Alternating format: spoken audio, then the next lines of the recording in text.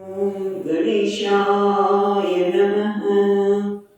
ॐ सरस्वत्यै नमः। ॐ श्रीगुरुभ्यो नमः। ॐ भागवत भगवान की जय। नमस्ते परमहंस स्वादित चरणकमलचिन्मकरन्दाय भक्तजनमानसनिवासाय श्रीरामचन्द्राय वागीसायस्य वदने लक्ष्मी यस्य च वक्षसि यस्यास्ति हृदये संवित् तं नृसिंहमहं भजे। सच्चिदानन्दरूपाय विश्वोत्पत्त्यादिहेतवे तापत्रयविनाशाय श्रीकृष्णाय वयं नमः। नारायणं नमस्कृत्यं नरं चैव नरोत्तमं देवीं सरस्वतीं व्यासं ततो जयमुदीरये। श्रीकृष्णाय वासुदेवाय हरये परमात्मने प्रणतक्लेशनाशाय गोविन्दाय नमो नमः। यं प्रवचन्तमनुपेत्य अपेतकृत्यं वैपायनो विहरता तदाजुभाव पुत्रेति तन्मयतया तरवो विनेन्दुः तं सर्वभूतहृदयं मुनिमानतोऽस्मि। जन्माद्यस्य यतोऽन्वयादितरतः चार्त्वेष्वभिघ्नस्वराट् तेने ब्रह्महृदाय आदिकवये मुह्यन्ति सूरयः। तेजो वारिमृदां यथा विनिमयो यत्र त्रिसर्गो मृषा दाम्ना स्वेन सदा निधस्तकुहकं सत्यं परं धीमहि। नमो भगवते तुभ्यं वासुदेवाय धीमहि प्रद्युम्नाय निरुद्धाय नमः संकर्षणाय च।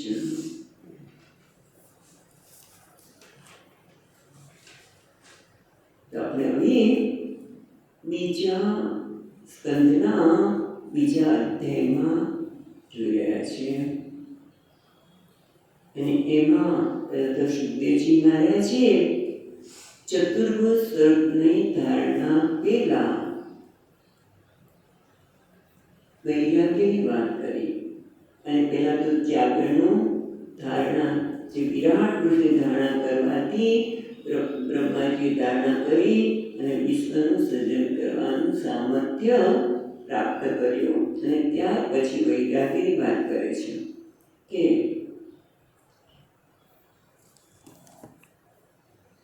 જગતના પદાર્થોના જરૂરિયાત ન હોય તો એમાં માણસે એના પર આધારિત રાખવો નહીં. જો કે એમણે તો બહુ મોટી વાતો કરી દીધી.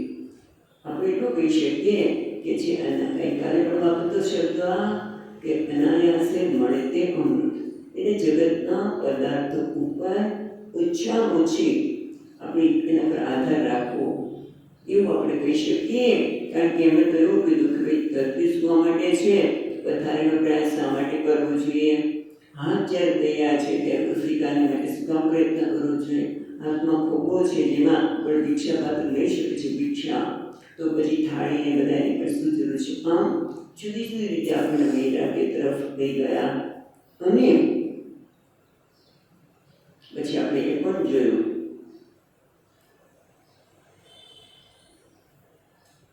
કે પહેલા વૈરાગ્યની વાત કરી અને પછી ખરેખર એનો મરણ આસન વ્યક્તિનું કર્તવ્ય શું છે કે ભગવાનની સેવા.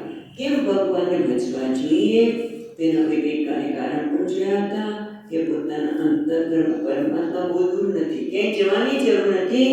દરેકના અંતઃકરણમાં ભગવાન સતત સિદ્ધ છે અને હરિ પરમાત્મા જ આત્મા હોવાથી પરમ પ્રિય છે અને પરમ પ્રિયની સેવા જ આપણને સુખ આપનારી છે. એટલે ભગવાનની સેવા જ આપણને સુખ આપનારી છે. અને જગતના પરમાત્મા જ પરમ સત્ય છે. જગતના બધા પદાર્થો અનાત્મા છે, મિથ્યા છે અને ભગવાન જ ભજવા યોગ્ય છે, કારણ કે એ અનંત છે, નિત્ય છે. અને વળી ભગવાનનું ભજન કરવાથી જે સંસારનું જે કારણ છે એ અજ્ઞાન ઉપરામ પામે છે. એટલા માટે હરિનું ભજન કરવાથી આ સંસારમાંથી મુક્તિ. અને હંમેશા સંસાર એટલે કુટુંબના સભ્યો નહીં, પણ કુટુંબના સભ્યોને સંસાર નથી કહેતા. કારણ કે સ્વામીજી મહારાજ હંમેશા કહે ને કે છોકરો કે મારા સંસારને મેં છોકરો યુવાન હતો, ભણતો હતો અને પછી કેટલા વર્ષ પછી પાછો આવ્યો ત્યારે સ્વામીને કહે છે મારો સંસાર લઈને આવ્યો છે, એટલે મારી પત્ની અને મારો બાળક. એ સંસાર નથી. સંસાર તો જે મને દુઃખ આપે છે, જગત સાથે વ્યવહાર કરવાના કારણે આ મારા છે, જે આસક્તિ છે જે મને દુઃખ આપે છે, શોક આપે છે, એનું નામ સંસાર. અને એનું કારણ મારું કેમ કહીએ છીએ? આ મારા છે, આ મારું છે, કારણ કે અજ્ઞાનના લીધે. એ અજ્ઞાનની ઉપરામ ભગવાનના ભજન કરવાથી અજ્ઞાન ઉપરામ થાય છે, માટે સંસારની ઉપરથી થાય છે. અને પછી પાછું યાદ કરાયું કે જો સંસારમાંથી ઉપરામ નહીં થતો શું થશે? તો જે વૈતરણી નદી, હવે આપણા શાસ્ત્રમાં ગરુડ પુરાણ આવે છે. આ બધું ગરુડ પુરાણમાં એવું આવે છે કે મૃત્યુ પછી માણસને ક્યાં ક્યાં જવું પડે, તો ભગવાનની અમરાજાને વૈતરણી પહેલાં કરવી પડે. આપણે ગાયનું દાન કાઢવું તો વૈતરણી તો રામ મુશ્કેલ પડે. વૈતરણીની યાતના, વૈતરણી એટલે યાતના. એ માટે કહે છે કે જે વૈતરણી યાતના, વૈતરણીને પસાર કરવી એ યાતના સમાન છે. એમ આ સંસારના પદાર્થોમાં આસક્તિ એ વૈતરણી સમાન જ છે. અને એના માટે હરિનું ચિંતન નહીં અને ભગવાન બીજા દેવતાનું ચિંતન કરવું એ કેવું છે? વૈતરણીની યાતના સમાન છે. પણ વાત કરીએ અને હવે 8મા શ્લોકથી 12મા શ્લોક સુધી ભગવાનના સ્વરૂપની વાત કરે છે. અને આપણે ગઈકાલે કહ્યું એ પ્રમાણે વૈષ્ણવો એને ભગવાનના જે અંગ છે એને 24 અવતાર તરીકે માને છે. અને દરેક અંગનું ચિંતન શું ફળ આપે છે એ પણ આપણે જોઈશું. પહેલાં તો આપણે શ્લોક જોતા જઈએ. 8મો શ્લોક. ભગવાનમાં ધારણા કેવી રીતે કરવી એ આપણને શ્લોકમાં બતાવે છે. આમ તો 6 શ્લોક છે અને 12 સુધી ભગવાનના અંગની, 8 થી 12 સુધી ભગવાનના અંગની વાત કરે છે. એટલે છે કેચિત સ્વદેહાંતરહૃદયાવકાશે રાધેશ માત્રમ પુરુષમ વસંતમ ચતુર્ભુજં કંજરતાંગ શંખ ગંગાધરં ધારણયા સ્મરંતિ. કેચિત કેટલાક લોકો ધારણયા સ્મરંતિ ભગવાનને આ ધારણા દ્વારા ભગવાનનું સ્મરણ કરે છે. ભગવાન કયા? સ્વદેહાંત હૃદયા પાસે ચતુર્ભુજ. ભગવાનનું જે ચતુર્ભુજ સ્વરૂપ છે એને કેટલાક લોકો હરિની કૃપાથી વિરલ મનુષ્ય કેટલા એટલા માટે કહે છે કે ભગવાનની કૃપા થાય તો જ આ પ્રકારે વ્યક્તિ ધ્યાન કરી શકે. એના માટે કહે છે કેટલા વિરલ મનુષ્યાના સહસ્રેષુ કચ્છી જગતથી સિદ્ધ ચારો મનુષ્ય ઉપર ભગવાનને જાણવા માટે પ્રયત્ન કર્યો છે. ભગવાને કીધું ગીતામાં એટલા માટે કે છે કેટલાક લોકો સ્વદેહાંતર હૃદય અવકાશે પોતાના હૃદય આકાશમાં વસનાર હૃદય આકાશે વસનાર કોણ છે? ચતુર્ભુજ સ્વરૂપ એ શંખ ચક્ર ગદાધારી એ ચતુર્ભુજ સ્વરૂપ વાળા એ કેવા છે? પ્રાદેશ માત્ર. પ્રાદેશ માત્ર એટલે શું? તો અહીંયા ટીકાકાર આપે છે માત્ર એટલે પ્રમાણ અને પ્રાદેશ એટલે કોને કહેવાય? તો કે અંગૂઠો અને તેની આંગળી વચ્ચેનું અંતરને પ્રાદેશ કહેવાય છે. અને એ પ્રાદેશ એટલા માપના જે પુરુષ છે જે વસંતમ રહેલા છે. હૃદય આકાશમાં કેટલાક લોકો પોતાના હૃદય આકાશમાં વસનારા વસંતમ રહેનારા પ્રાદેશ માત્ર જે આટલા માપનાર દશાંગુલમ અત્યતિષ્ઠ દશાંગુલમ પુરુષોત્તમ આપણે અત્યતિષ્ઠ દશાંગુલમ એ પરમાત્મા જે પુરુષ છે એ રહે છે. એ કેવા છે? ચતુર્ભુજ. પછી છે ચતુર્ભુજ બરાબર. કંજ કંજ પછી રથાંગ શંખ ચક્ર એને બરાબર છે. કંજ એટલે પદ્મ. કંજ કંજ એટલે પદ્મ. રથાંગ એટલે ચક્ર. રથાંગ એટલે ચક્ર. પછી શંખ એટલે શંખ ને ગદાધરમ એટલે ગદા ધારણ કરેલા પરમાત્માની ધારણા કરે છે. હવે આપણે સાથે સાથે જોતા જઈએ એ આપણને ખ્યાલ આવે કારણ કે આ ખૂબ માનવામાં આવે છે. હવે જો પહેલું શું છે? પ્રાદેશ માત્ર. આઠમા શ્લોકમાં જે શબ્દો આવે છે એને ધારણા કરતી વખતે કયા ભગવાનના અવતારની ધારણા કરવી અને એના ધારણાથી શું ફળ મળે છે એ આપણને કહે છે. પ્રાદેશ માત્ર એટલે ભગવાનનું જે વરાહ અવતાર છે એનું અહીંયા સૂચન કરવામાં આવે છે. અને ભગવતી એટલે અહીંયા કહેવાનું એ છે કે જે ભગવાનનો ભક્ત છે એ ભગવાનના સેવામાં નિત્ય આટલું જ માપનું ભગવાનનું સ્વરૂપ રાખવું જોઈએ. પછી કહે છે પુરુષમ. પુરુષ એ શું? તો યજ્ઞ અવતાર. ભગવાનનો જે યજ્ઞ અવતાર છે અને આને ભગવત ધ્યાન પુરુષાકારનું જ હોવું જોઈએ. આવા પ્રકારનું જે ભગવાનનું ધ્યાન કરે ત્યારે એ પુરુષ આકારનું હોવું જોઈએ. વસંતમ રહેલા એટલે કપિલા અવતાર. અને આ સ્વરૂપના ધ્યાનથી સદબુદ્ધિ અને વિવેક પ્રાપ્ત થાય છે. વસંત ભગવાનના આ સ્વરૂપના પણ કપિલ અવતાર સ્વરૂપનું ધ્યાન કરવાથી સદબુદ્ધિ અને વિવેક પ્રાપ્ત થાય છે. પછી એક શબ્દ છે ચતુર્ભુજમ. ચતુર્ભુજમ એટલે ચાર ભુજાવાળા. એટલે અહીંયા કહે છે દત્ત ભગવાન. દત્ત ભગવાન દત્ત અવતાર ભગવાનને દત્ત અવતાર છે એની વાત કરે છે. અને એનું ધ્યાન કરવાથી ચારેય પ્રકારના પુરુષાર્થ સિદ્ધ થાય છે. એટલે અહીંયા જુઓ કે ભગવાનના સ્વરૂપની પણ વાત કરતા જાય છે, સાથે સાથે ધ્યાન કરવાથી શું ફળ પ્રાપ્ત થાય છે. અને એમાં ભગવાનના 24 ચતુર્ભુજ સ્વરૂપમાં જ ભગવાનના બધા જ અવતાર ચતુર્ભુજ સ્વરૂપ અને એમને જે કંઈ અલંકાર ધારણ કર્યા છે એમાં ભગવાનના 24 અવતાર આવી જાય છે. અને એનું ધ્યાન કરવાથી દરેકને ચતુર્ભુજ ફળ છે. તો આપણે કેટલા જોયા? તો કે ચતુર્ભુજ એટલે દત્તાત્રેય અવતાર અને એનું ધ્યાન કરવાથી ચારેય પ્રકારના પુરુષાર્થ સિદ્ધ થાય છે. પછી શું છે? પંચ રથાંગ શંખ ગદાધરમ. બરાબર? એટલે આપણે શું? પંચ એટલે પદ્મ, રથ એટલે રથાંગ એટલે ચક્ર, શંખ અને ગદા એટલે શું છે? તો કે છે સનત કુમારમાં છે ત્યાં. એમાં તે જ્યારે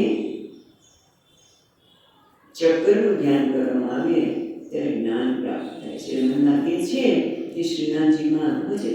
ત્યાં ચક્ર છે. ચક્રની પૂજા થાય ત્યાં અર્થ કરવામાં આવે, આરતી કરવામાં આવે, વસ્ત્ર પણ ધારણ કરવામાં આવે છે શ્રીનાથજીમાં. એ શ્રી એટલે શ્રી ચક્રનું દર્શન એનું ધ્યાનથી જ્ઞાનની પ્રાપ્તિ થાય.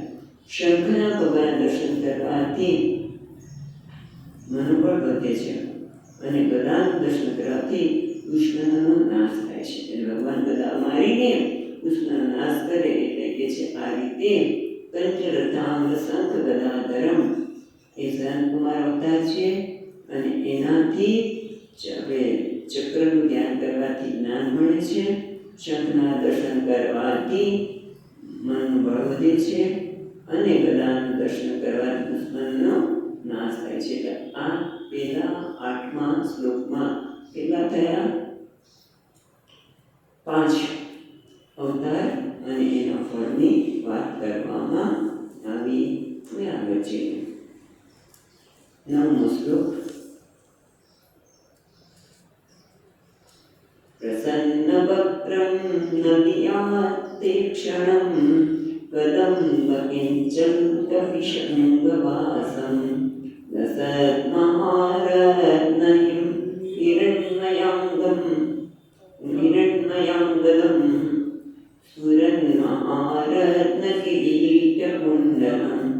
હવે ભગવાનના અલંકારનું, ભગવાનના મુખકમળની બધી વાત કરે છે. શું કહે છે? પ્રસન્ન વક્ત્રમ. ભગવાનનું મુખ કેવું છે? પ્રસન્ન. ભગવાનના મુખ ઉપર સ્મિત, એક મધુર સ્મિત શબ્દ વાપર્યો. પ્રસન્ન હાસ એ પ્રસન્ન મુખવાળા અથવા તો મધુર સ્મિત વાળા. અને કેવા છે? નવીન આયત ઈક્ષણમ એટલે કમાળ સમાન વિશાળ નેત્રવાળા. ઈક્ષણમ એટલે નેત્ર. કમાન નવી ન આયતે ક્ષણમ એટલે કે કમળ સમાન વિશાળ નેત્રવાળા.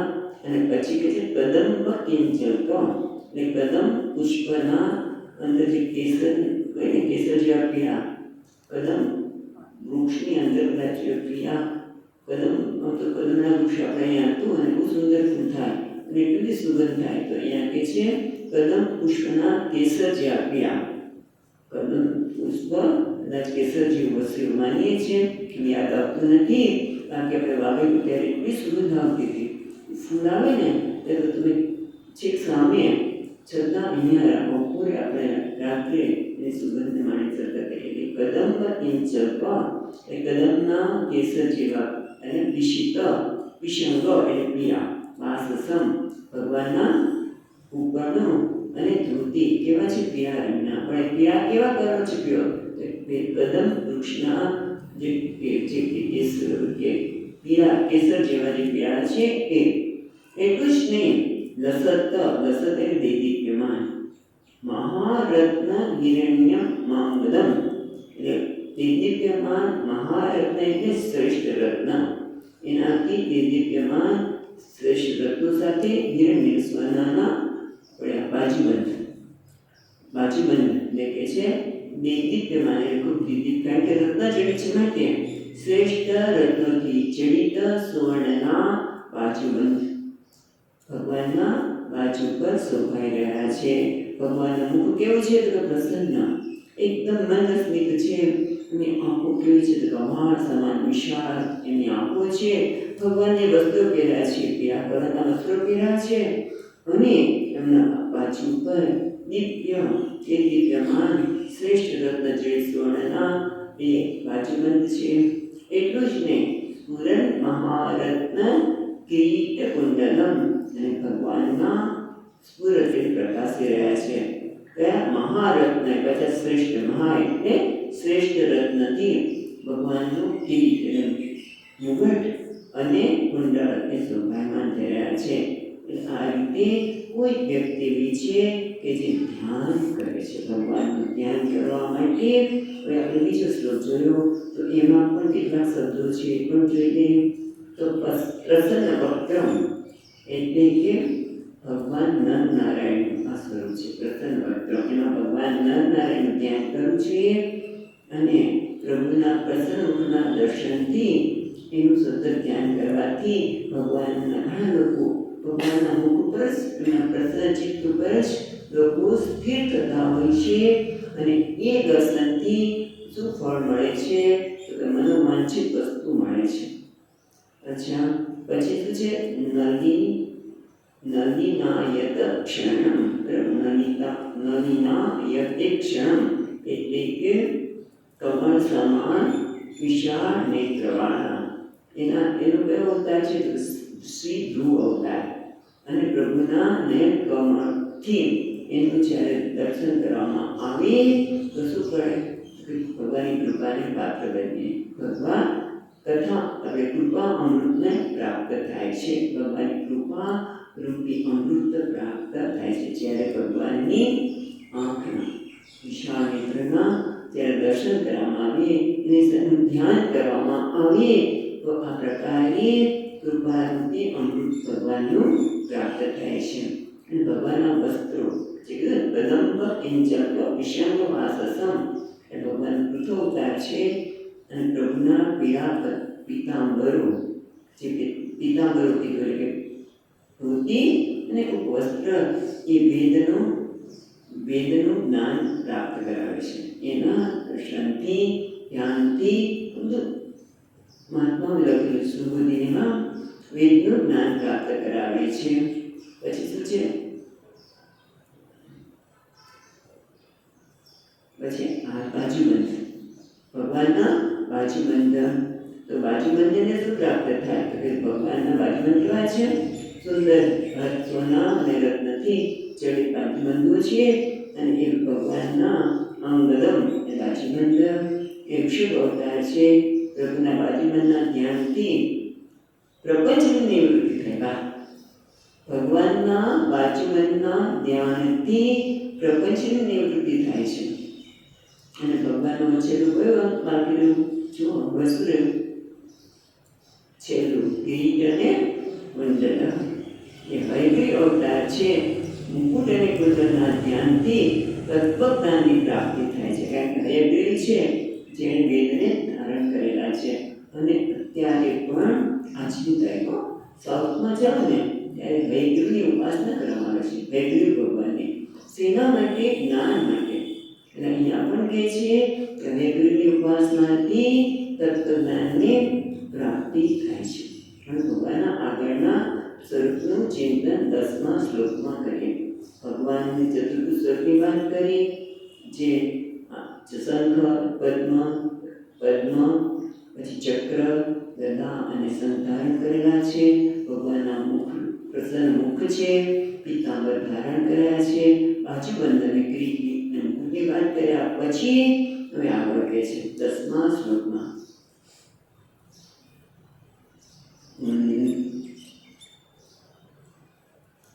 निद्रवृत्पङ्कजकर्णिकालये योगेश्वरास्थापितपादपल्लवं श्रीलक्ष्मणं कौस्तुभरत्नकन्दरम् अम्लान् लक्ष्मयावनमालया चित्तम्. અહીંયા પાછા આપણે સુખદેવજી મહારાજ યાદ આવે છે. નિદ્ર વૃત્પંકજ કર્ણિકાલય. આલય એટલે સ્થાન. ઉન્નિદ્ર ઉન્નિ વિક્ષિત, ઉન્નિદ્ર વિક્ષિત, ઉન્નિદ્ર ઋતપંકજ, ઋતપંકજ હૃદય કમળ. હૃદય કમળ જેનું એકદમ વિકસિત થયું છે. અને એની કર્ણિકા બધા પાંદડા એકદમ વિકસિત થયેલા છે. એવા હૃદય કણ છે. આલય જેનું સ્થાન છે. ભગવાનનું સ્થાન ક્યાં છે? તો ભક્તના હૃદય કમળ જે એકદમ વિકસિત થયેલું છે ભગવાનનું આલય છે. અને ત્યાં યોગેશ્વર સ્થાપિત પાદ પલ્લવમ, જેમાં યોગેશ્વરો પોતાના પ્રભુના ચરણોને પધરાવે છે. રાઈટ. પણ હવે જે છે શ્રી લક્ષ્મણમ, હવે શ્રી લક્ષ્મણમ, લક્ષ્મણ શબ્દ આપણે જાણીતો છે. રાઈટ. પણ લક્ષ્મણ ખરેખર તો શું છે? તો પાણીનું એક સૂત્ર છે. પાણી તો સૂત્રની વાત નહીં કરીએ, પણ સંસ્કૃતમાં પાણીની સૂત્ર છે જેમાં ચાલો નંબર પણ આપી દઈએ 5, 2 100. એમાં લોમાદી, પામાદી, પીછવાદી એની પાછળ મધુ મધુ પદાર્થ તો વધુ આ બંને પ્રત્યયો પ્રચુર માત્રામાં હોય. કેમ? ધનવાન, ધન વત્તા વધુ, ધનવાન એ વધારે પ્રાચુર્યમાં હોય ત્યારે આ શબ્દ વાપરવામાં આવે છે. પણ એટલા શબ્દો માટે બીજા પ્રત્યય લાગે છે અને એટલે ખરેખર શબ્દ તો શું છે? શ્રી લક્ષણ. પછી અણપણે એટલે ખરેખર તો શ્રી લક્ષ્મણ કૌસ્તુભ રત્ન પછી કંદરમ અમલા લક્ષ્મયા વનમાલા આચિતમ એટલે વ્યાપ્તમ. હવે ભગવાનની વાત કરીએ તો પહેલા તો એ છે કે વિકસિત હૃદય કમળની કર્ણિકાના મધ્ય ભાગમાં યોગેશ્વરો જે ચરણ કમળને સ્થાપિત કરે છે તે કેવા છે? શ્રી લક્ષ્મણ. લક્ષ્મણ નહીં, શ્રી લક્ષ્મણ. લક્ષ્મણ એટલે ચિહ્ન પણ પ્રત્યયના લીધે આવ્યું. શ્રી લક્ષ્મણ શ્રી એટલે લક્ષ્મી, લક્ષ્મણ એટલે ચિહ્ન. પક્ષમાં ભગવાનના પછીનો શું છે? લક્ષ્મીજીનો વાસ. લક્ષ્મીજીનું ત્યાં સ્થાન છે. શ્રી લક્ષ્મણ એવા લક્ષ્મીના ચિહ્ન ધારણ કરનારા ભગવાનના ચરણો છે. અને પછી કેવું છે? કૌસ્તુભ રત્ન કંદરમ, કૌસ્તુભ રત્નને ધારણ કરનાર.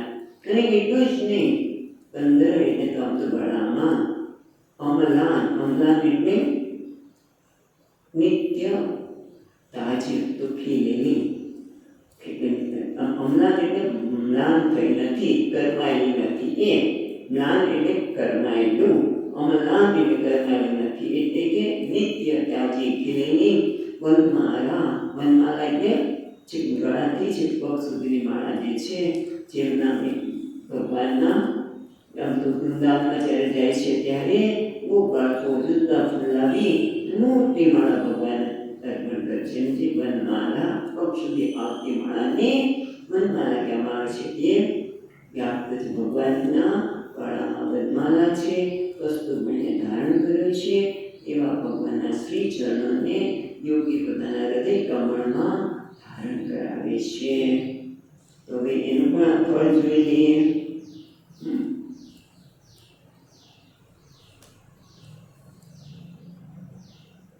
તો પહેલા શું છે?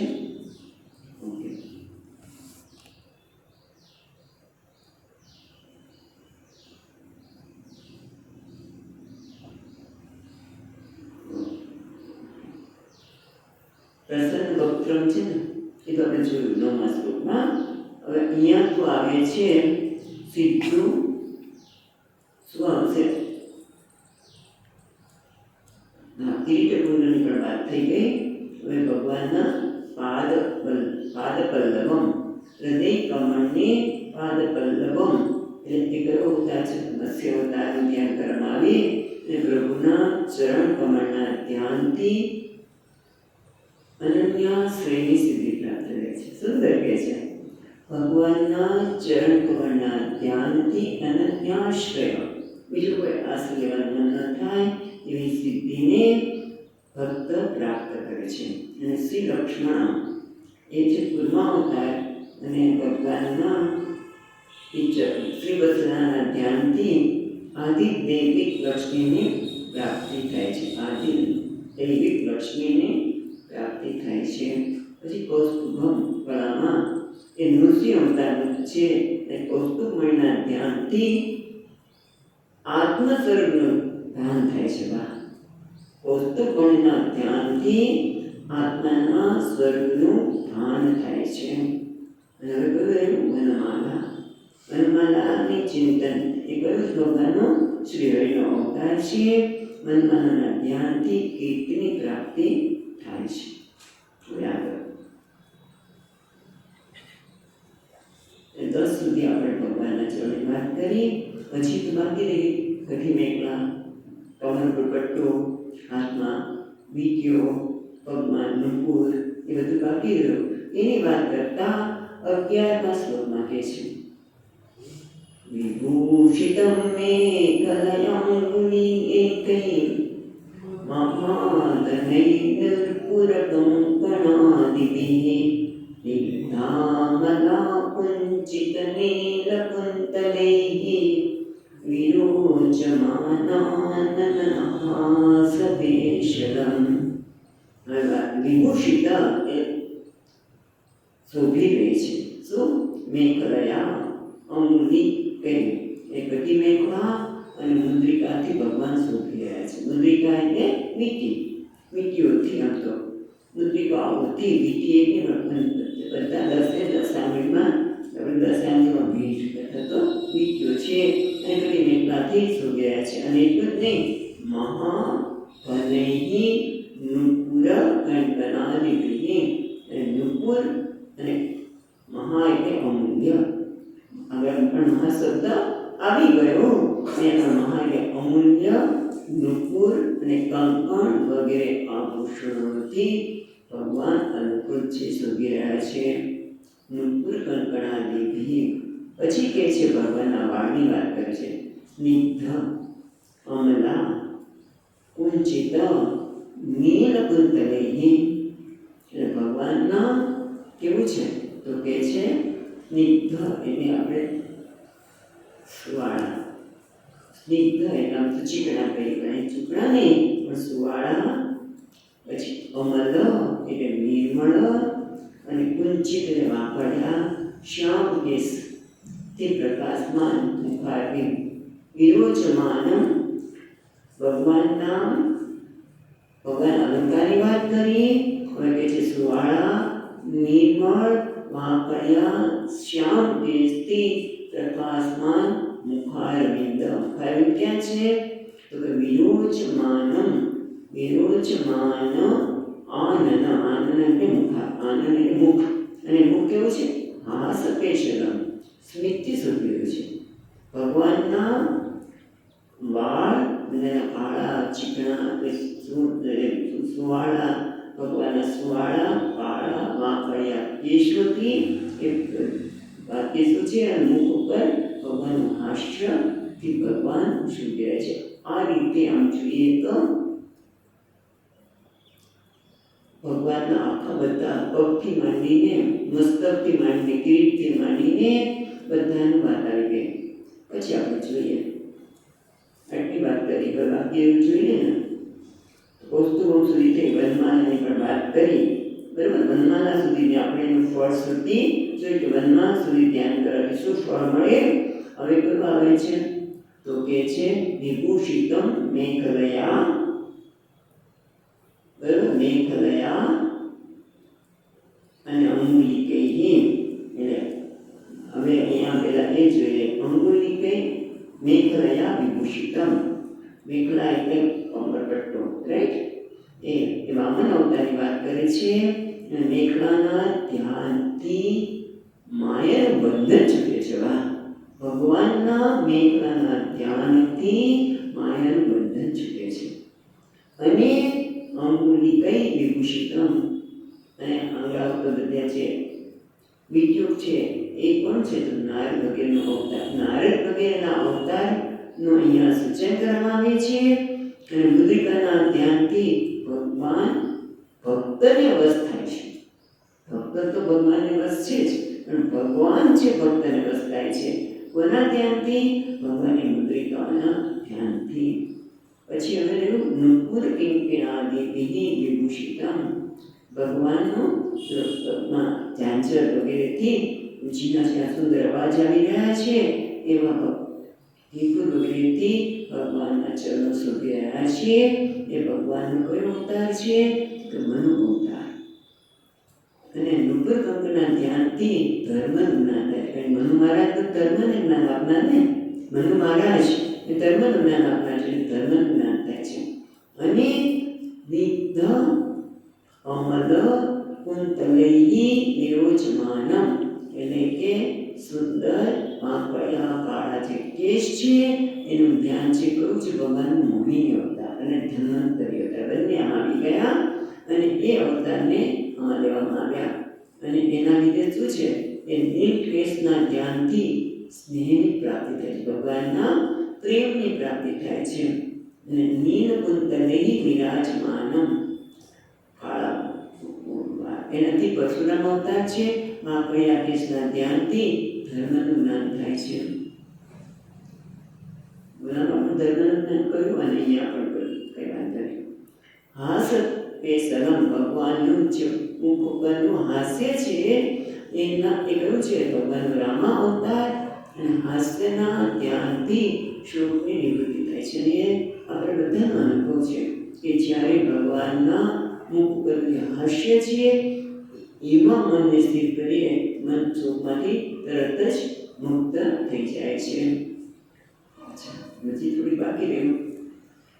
હવે કહે છે આગળ, હવે શું કર્યું છે? તો હજી બે ત્રણ અવતાર બાકી રહ્યા છે, એટલે પણ આગળ 12મા શ્લોકમાં કહે છે, અદીન લીલા અસિતેક્ષણ સત ભ્રુભંગ સૂચિત ભૂર્યગ્રહમ ઈક્ષેત વિંતામયમનવિશ્વરમ યાવન મનોધારણાવતિષ્ઠેત. હવે કે છે ભગવાનનું જે શ્રી અંગ છે એમાં શું છે? અદીન એટલે દીનતા રહિત, એટલે અતિ ઉદાર. ઉદાર કેવું છે? લીલા હાસ્ય. ભગવાનનું જે હાસ્ય કેવું છે? લીલા હાસ્ય. એટલે કે છે લીલા હસિત ઈક્ષણો ઉત્સત, એટલે ઉદાર લીલા હાસ્યના અવલોકનથી વિલસિત શોભી રહેલું. ભૂભંગ, ભૂભંગ એ કેવું છે? એ શું સૂચિત કરે છે?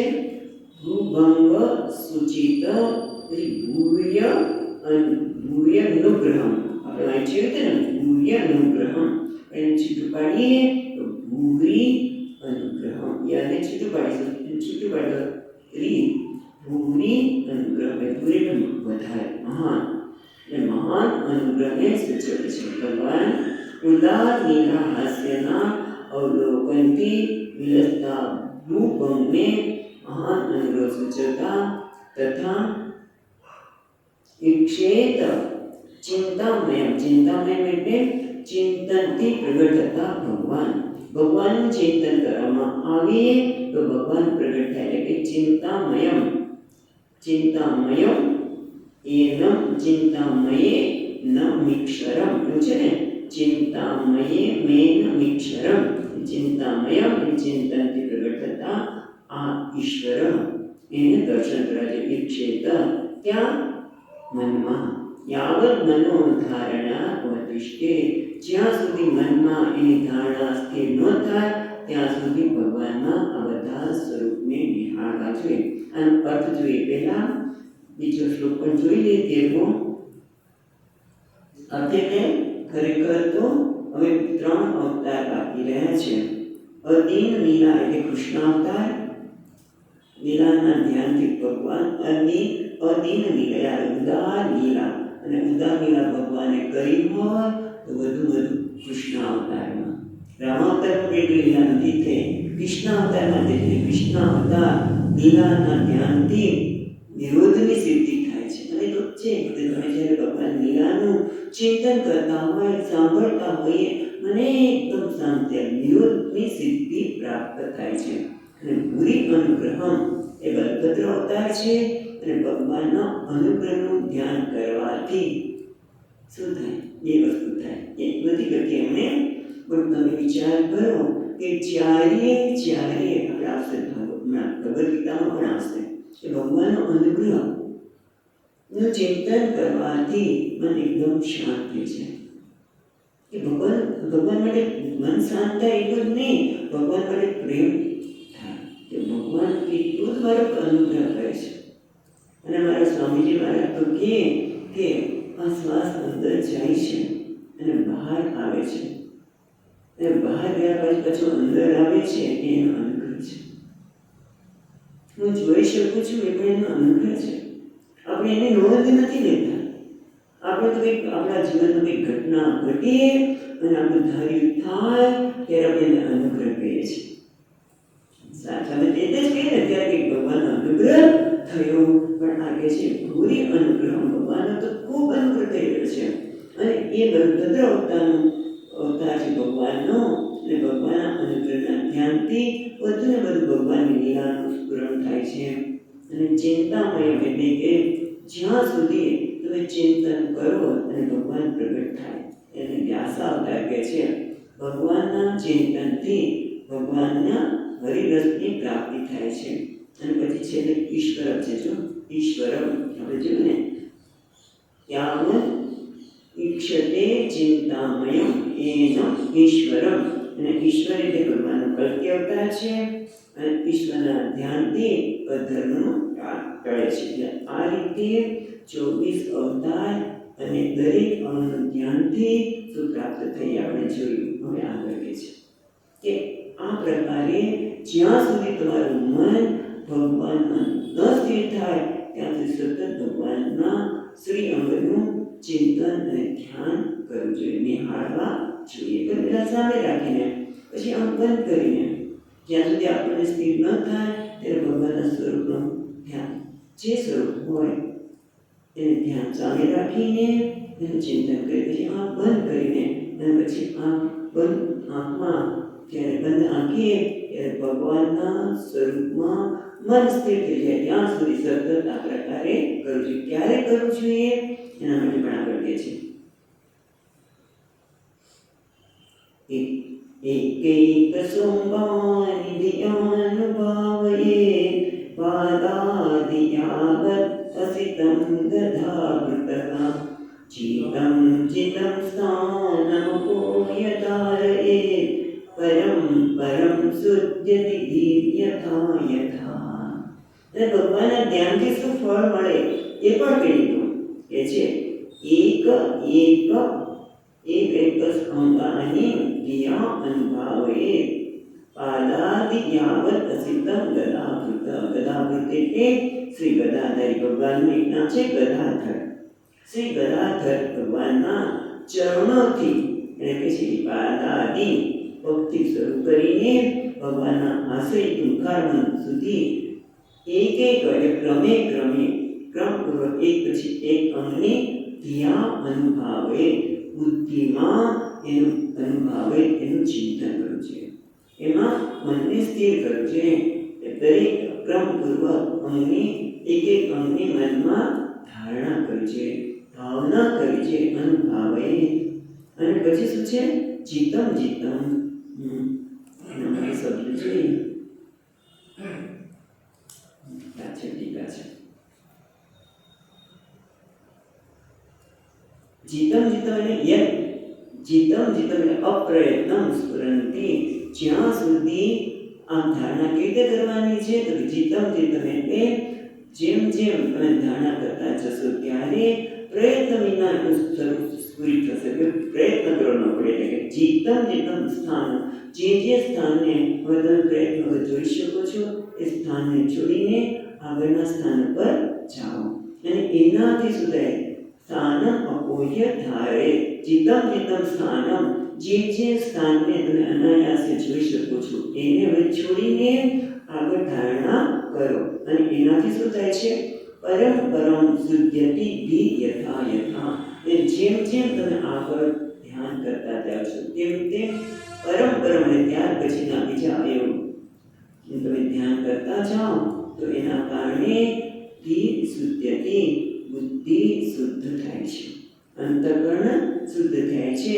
અને અંતઃકરણ શુદ્ધ થાય ત્યાં સુધી ધ્યાન કરવું જોઈએ. એટલે તમે ભક્તિ શરૂ કરી પછી આગળ જેમ જેમ સ્થિર થતું જાય મન એમાં અનાયાસે પ્રયત્ન વગર એ પછી આગળના છે મસ્તક મુખ પર હાસ્ય સુધી જાઓ. અને એવું કરવાથી આપણું હૃદય શુદ્ધ થાય છે, બુદ્ધિ અંતઃકરણ શુદ્ધ થાય છે.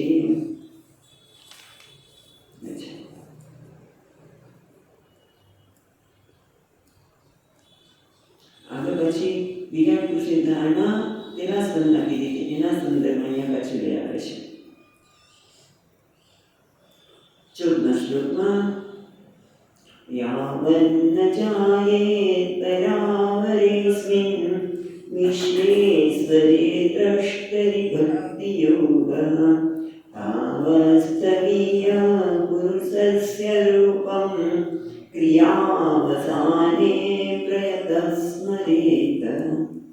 એટલે કે છે પરે યાવત ન જાયેત પર અવરેસ્મિન. પરે એટલે બીજા, એટલે બ્રહ્માદિ જેવા અવર એટલે બ્રહ્માદિ જેવા ઉતરતા છે, પર એટલે પરમાત્મા.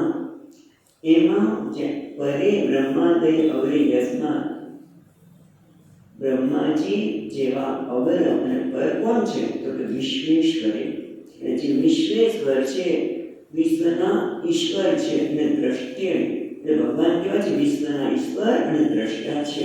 વિશ્વેશ્વરે બીજી રીતિમાં કહે છે વિશ્વેશ્વરે દ્રષ્ટિ ભક્તિ યોગ.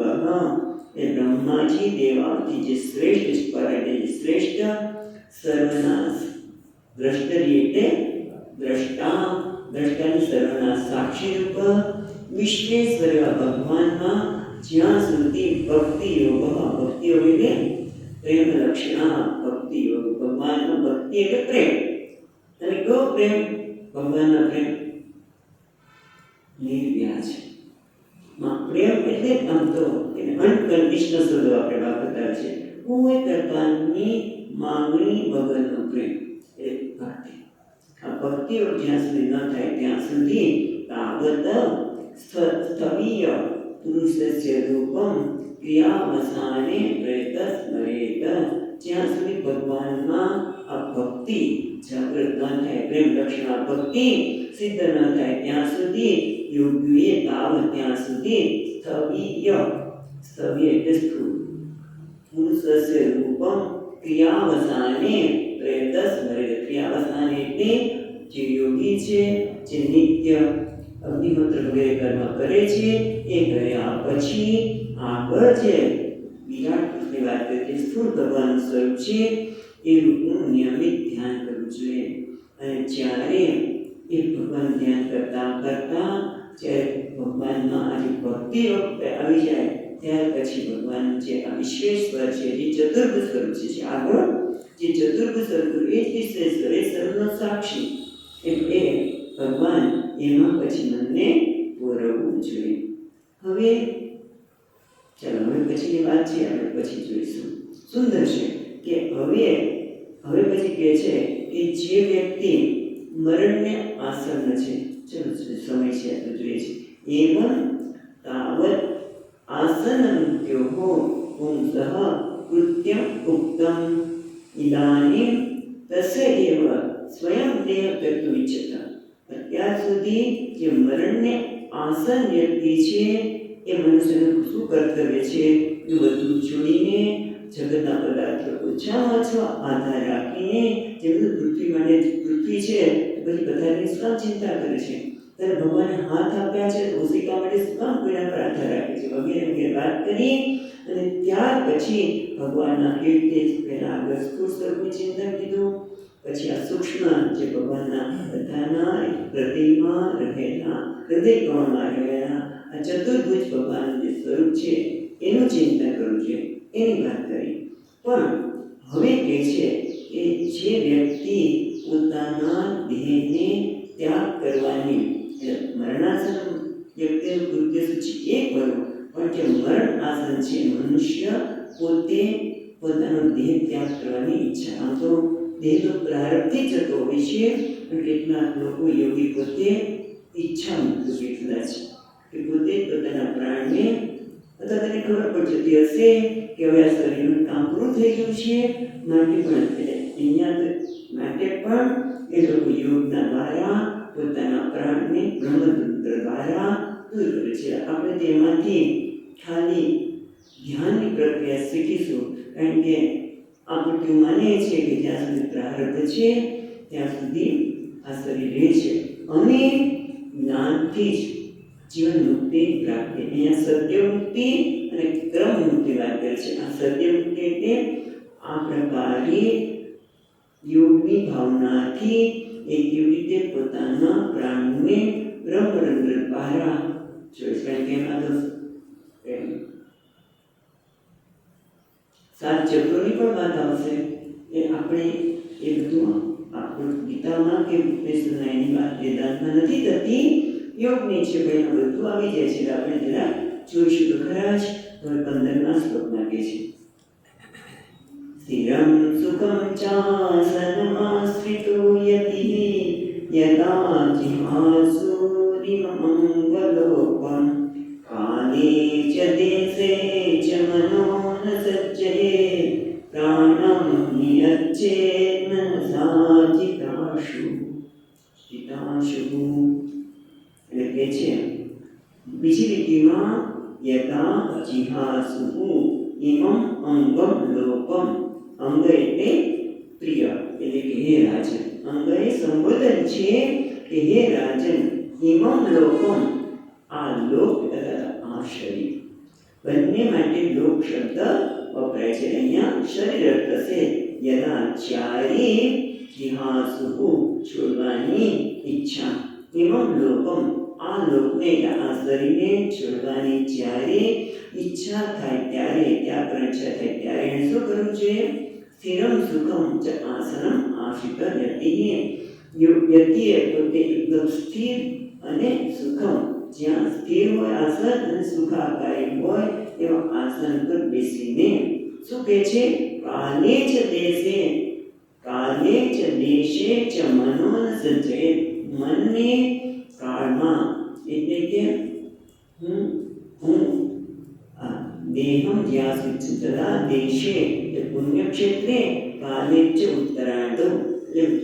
જ્યારે શરીર છોડી રહ્યા છે યોગી ત્યારે એને આવું ચિંતન ના કરવું જોઈએ કે ભાઈ હું તો અત્યારે પુણ્યક્ષેત્રમાં બદ્રીનાથમાં અથવા ઋષિકેશમાં આ શરીરને છોડી રહ્યો છું, અથવા તો કાળ દેશ એટલે પુણ્યક્ષેત્રમાં અથવા તો કાળ એટલે ઉત્તરાયણ વગેરેમાં હું છોડું છું. જ્યારે આપણે ગીતામાં આવે છે આત્માધ્યાયમાં કે ભલે જે સમય તમે ભગવાન ભજન કરતા કરતા તમે દક્ષિણાયનમાં પણ શરીર છોડો, રાત્રે પણ છોડો, તો એ ત્યાંના દેવતાઓ તમારા જીવને સાચવી અને પછી જે તે દેવતાઓને પાછું સુપ્રીત કરશે. તમે ઉત્તમ ગતિ થાય. કહેવાનો અર્થ છે કે દક્ષિણાયનમાં ભલે ભગવાન ભજન કરતા હોય છતાં પણ આપણે દક્ષિણાયનમાં કેમ શરીર શાંત થવું પડે? કશું નથી.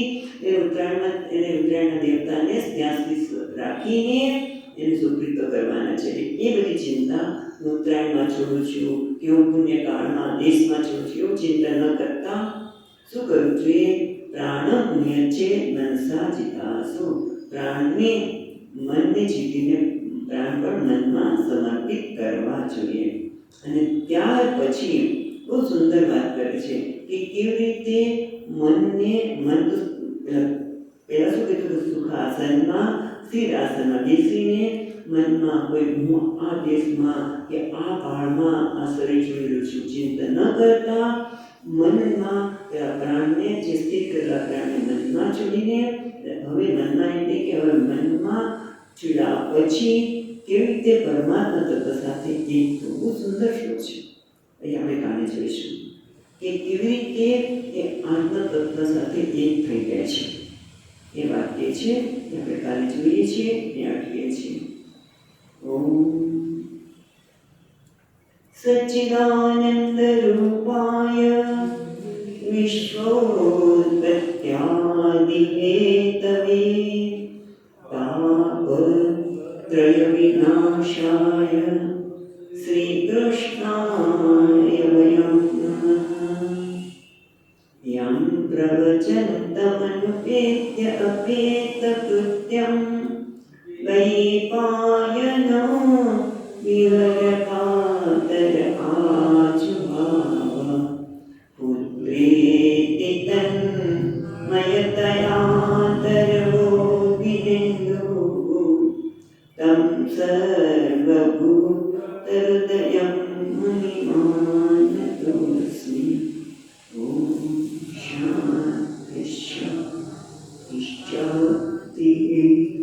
हरि ओम श्री गुरुभ्यो नमः.